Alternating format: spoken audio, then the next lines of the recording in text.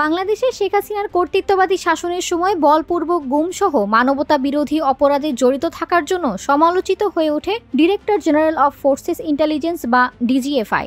গোপন কারাগার বা আয়নাঘর পরিচালনায় তাদের ভূমিকা ডিজিএফআই এর খ্যাতিকে মারাত্মকভাবে ক্ষতিগ্রস্ত করে। তবে এমন উদাহরণও রয়েছে যেখানে ডিজিএফআই প্রধানমন্ত্রীর কার্যালয়ের চাপের কাছে নতি স্বীকার করতে সম্মত হয়নি। একটি উল্লেখযোগ্য উদাহরণ পাওয়া যায় 2018 সালের সমালোচিত মধ্যরাতের নির্বাচনের ঠিক আগে ও পরে। বাংলাদেশের গভীর রাতের নীরবতা ভেদ করে উকি দিয়েছিল এক দুঃসাহসী ষড়যন্ত্র। 2018 সালের বিতর্কিত নির্বাচনের প্রাক্কালে ভারতীয় গোয়েন্দা সংস্থার গোপনে বাংলাদেশের টেলিফোন নেটওয়ার্কে প্রবেশের পথ খুঁজছিল। লক্ষ্য দেশের প্রতিটি কল, প্রতিটি সংযোগের উপর নজরদারি। পাকিস্তানের সঙ্গে রোমিং চুক্তি না থাকার কারণে ভারত এটি চেয়েছিল।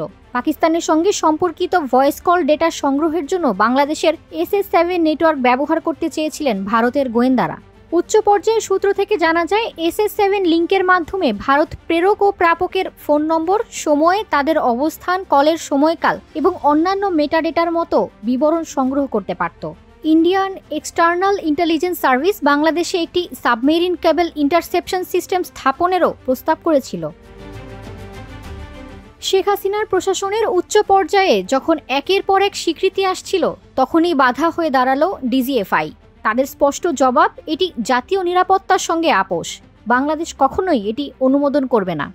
অথচ ভারতের পক্ষ থেকে বারবার চাপ প্রয়োগ করা হচ্ছিল। গোপন বৈঠকগুলোতে চড়ছিল উত্তেজনার পারদ। মেজর জেনারেল তারেক সিদ্দিকীর নেতৃত্বে ডিজিএফআইকে বাধ্য করার চেষ্টা চলছিল। অন্যদিকে এনএসআই প্রধান মেজর জেনারেল জোবায়ের লন্ডনে প্রধানের সঙ্গে ঘনিষ্ঠ আলোচনায় ব্যস্ত। চুক্তি কার্যকর হলে বাংলাদেশের প্রতিটি কল ভারতের হাতে চলে যেত। কিন্তু শেষ মুহূর্তে কিছু দেশপ্রেমিক কর্মকর্তা রুখে দাঁড়ালেন। ডিজিএফআই চূড়ান্তভাবে এর SS7 নেটওয়ার্ক হ্যাকিং পরিকল্পনা প্রত্যাখ্যান করল। ফলাফল, প্রতিরোধকারীদের বিরুদ্ধে শাস্তিমূলক ব্যবস্থা, পদোন্নতি আটকে দেওয়া, গুরুত্বপূর্ণ পদ থেকে সরিয়ে দেয়া।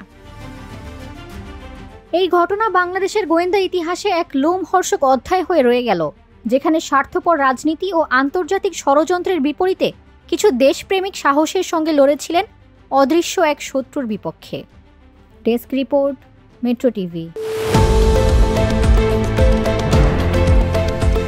দেশের পাশে, বিশ্বের সাথে, মেট্রো টিভি।